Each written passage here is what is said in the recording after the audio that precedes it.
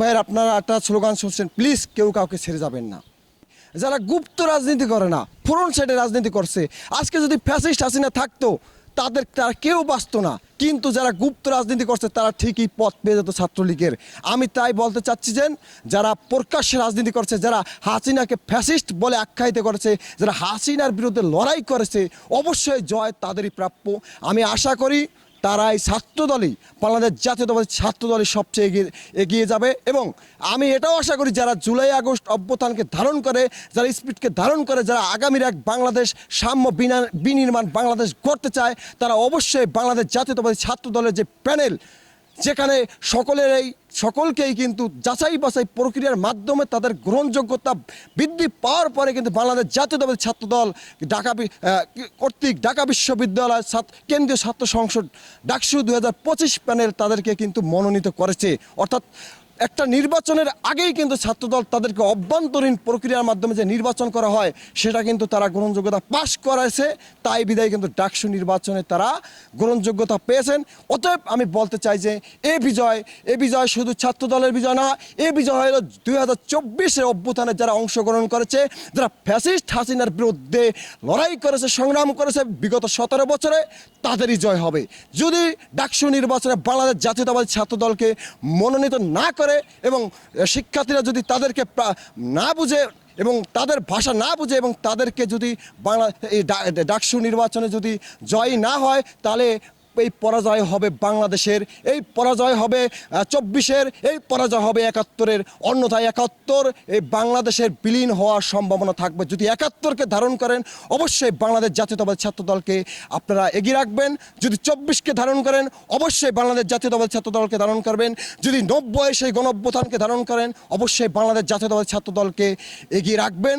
আশা করি আপনারা আপনাদের মেধা এবং বিবেককে বিকশিত করে অবশ্যই বাংলাদেশ জাতীয়তাবাদী ছাত্রদলকে সবার এগিয়ে রাখবেন। আমি আশাবাদী বাংলাদেশ জাতীয়তাবাদী ছাত্রদল সবার ফ্যাসিস্ট হাসিনাকে যে ফ্যাসিস্ট বলেছে, আখ্যায়িত করেছে যে সংগঠন, আমি সেই সংগঠনকেই পছন্দ করি। আমি বিশ্লেষণ করলে দেখলাম যে সেই সংগঠনের মধ্যে সবচেয়ে এগিয়ে আছে বাংলাদেশ জাতীয়তাবাদী ছাত্রদলের প্রার্থীরা।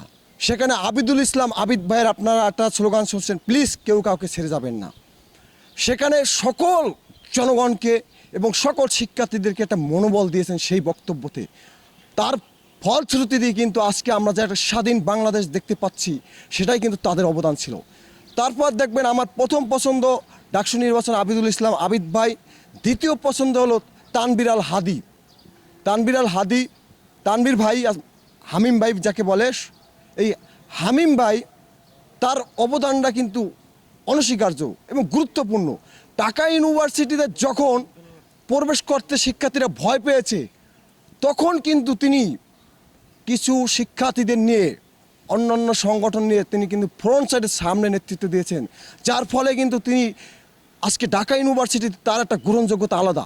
কারণ তিনি 2018-19 সেশনের একজন শিক্ষার্থী হয়েও ঢাকা ইউনিভার্সিটি ব্যাপক সাড়া ফেলেছে এবং ঢাকা বিশ্ববিদ্যালয়ের জন্য তিনি বিভিন্ন কার্যক্রম করেছে, যার দরুন আমি মনে করি তার গ্রহণযোগ্যতা এবং তার ডাকসু নির্বাচনে তিনি অবশ্যই যে জিএস পদপ্রার্থী, তিনি সেখানে গ্রহণযোগ্যতা সবার চেয়ে বেশি পাবে।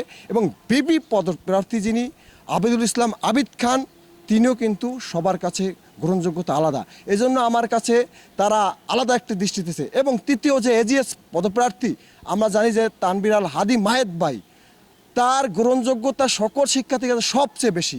কারণ জুলাই আগস্ট অভ্যুত্থানে 2018-19 শিক্ষাবর্ষের একজন শিক্ষার্থী হিসাবে বাংলাদেশ জাতীয়তাবাদী ছাত্রদলের একজন কর্মী হয়ে তিনি এবং ঢাকা ইউনিভার্সিটির একজন ছাত্রনেতা হিসাবে এবং বিজয় 71 হলের একজন আহ্বায়ক বর্তমানে, তার যে জনপ্রিয়তা এবং তার যে গ্রহণযোগ্যতা সকলের কাছে অনস্বীকার্য এবং তার গুরুত্ব। আমি